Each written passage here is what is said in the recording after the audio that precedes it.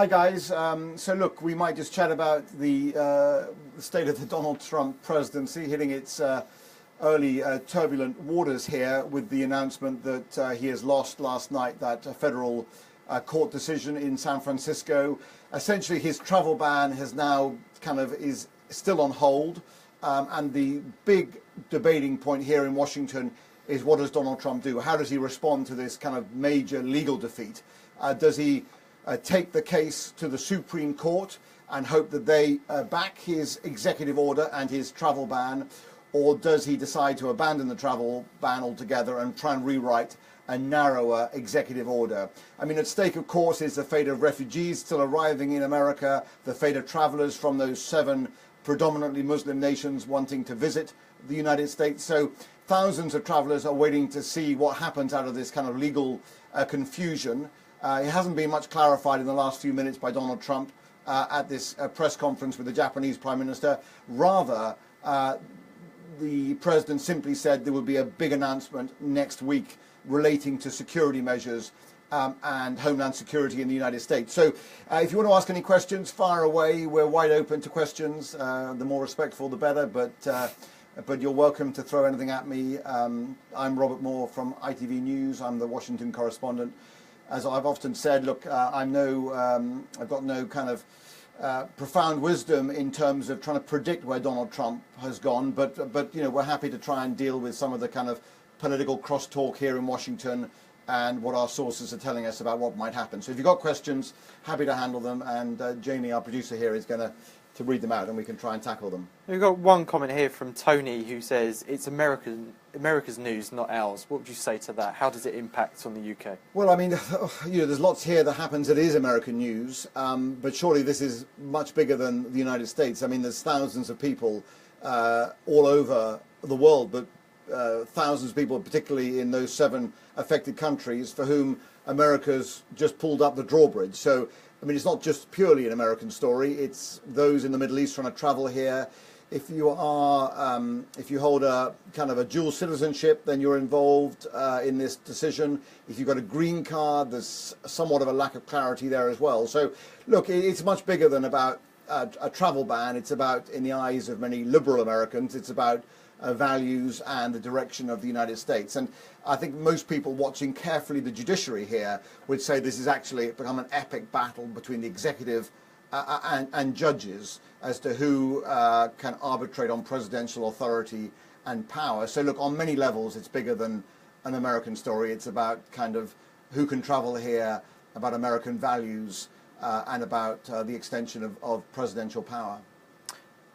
Robert, how big a setback was last night for Donald Trump and his presidency? Yeah, I think the verdict on that, the real verdict on that, I think won't be apparent for some time. I mean, suppose he takes it to the Supreme Court and wins at the Supreme Court, then this will just be seen as a kind of a legal roadblock. You know, a lot of people on the conservative side of American politics are pretty dismissive of the Ninth Circuit Appeal Court. They say, look, that's a liberal court in any case, and is often overruled once it reaches a higher court like the Supreme Court. So it really depends what happens next, but certainly it has kind of dislocated the early weeks of the Trump presidency. It's shown that there is a fight here between 2 branches of government. It's given Democrats hope that they can throw a roadblock in the way of Trump's presidential powers, even though they don't control the White House, they don't control the House, they don't control the Senate.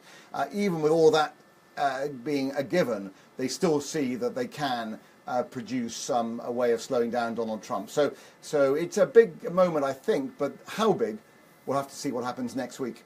There's a few comments saying, what's the problem? He's just trying to keep America safe. What would you say to that? Well, that's true from a certain prism. If you're sort of see the world through the eyes of Donald Trump, that's true. But even, you know, supporters of his will point out to you that the 7 countries currently banned or who would be banned if his executive order passed legal muster, they are not the countries that are perceived by the national security establishment as the biggest threat to the United States. I mean, where is Saudi Arabia on that list of banned countries? Where is the UAE? Where is Pakistan? So there are big countries where there have been terrorists who have infiltrated the United States, most obviously the 9/11 hijackers who are not on the list. And many people are pointing out, if you're going to be consistent about this travel ban, at least target the countries that your intelligence agencies judge to be the greatest risk. At the moment, it appears this travel ban covers basically 7 weak countries, not ones who can push back and not ones who have kind of political or economic power to retaliate against the United States. So I think even those who might instinctively be supportive of an America first national security policy are not necessarily buying into this executive order at all. We've got a question from Adam, who asks, assuming Trump loses at the Supreme Court, would this give him second thoughts to further actions on immigration reform? Well, Adam, that's a good question. I mean, it's very difficult to predict what has become a very unpredictable presidency already. We're only 3 weeks in. I don't think he's going to go back on building the wall. So that's kind of an immigration policy that is, it would seem, would go ahead irrespective of what happens to this executive order. It might impact him, I guess, in terms of deportations of undocumented illegal workers. He might be thinking, would that pass through the court system? Would it paralyze the criminal justice system here? So surely it would give him pause for thought, but not necessarily a change of direction. I mean, I think we just don't know kind of the thought process yet inside the Oval Office to know whether his advisors might begin to ask him to be more cautious in terms of national security and immigration policy. A question from Marcus Chippendale, who asks, what do you think Trump will do if this goes to the Supreme Court and he loses? How will he react? Yeah, well, look, I mean, that's a good question, Marcus. The Supreme Court, the highest court in the land, one that he has said he's highly respectful of.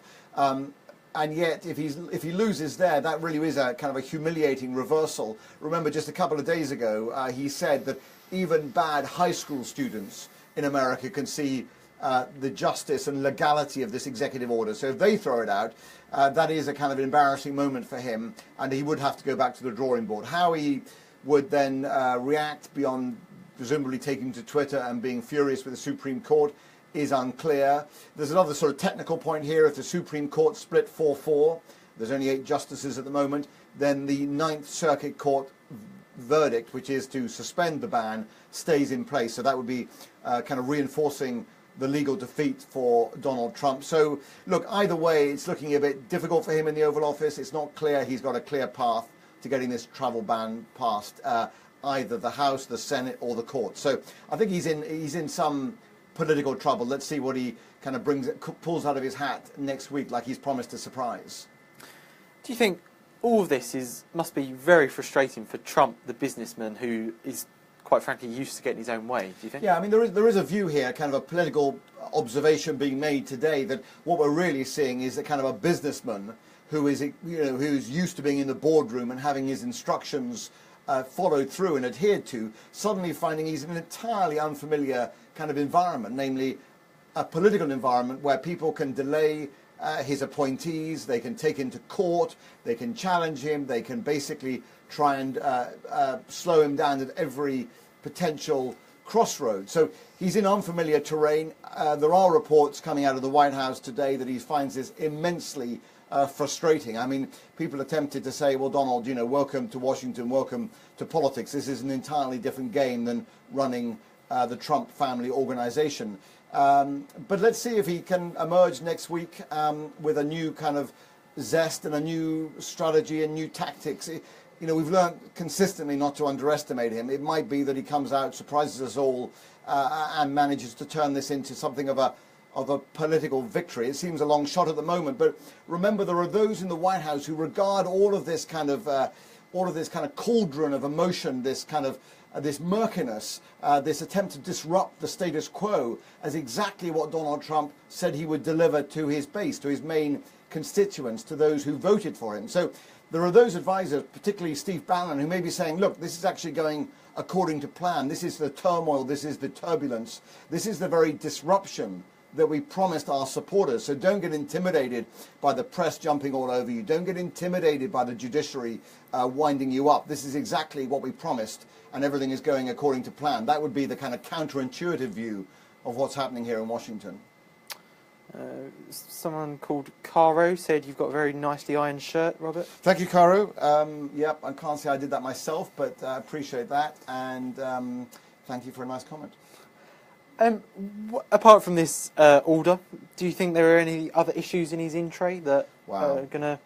Yeah, I mean, what is not in his in-tray, if you just think about where we are with kind of, international crises that could come his way that haven't yet. I mean, what I'm waiting for here in Washington is not this kind of the give and take between the executive and the judiciary, but something that comes to us out of the blue. I mean, suppose North Korea, as seems possible, launches an ICBM, a sort of test missile firing.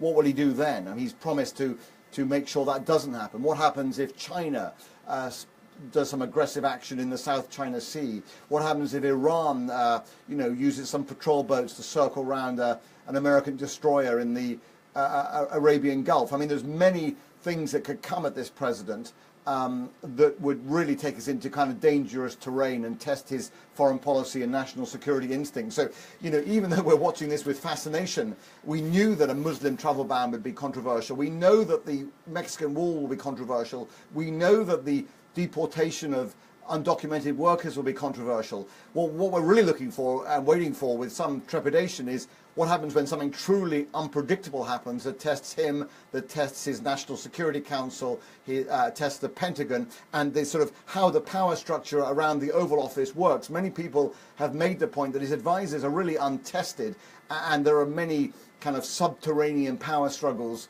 that are going to happen here. The first foreign policy crisis is going to test that to the limit. So, I think that the big picture to keep an eye on is something that comes really kind of over Trump's bows in an entirely unexpected direction. That will test this system to the limit. So, let's see what happens. But certainly this is going to remain an absolutely fascinating political story.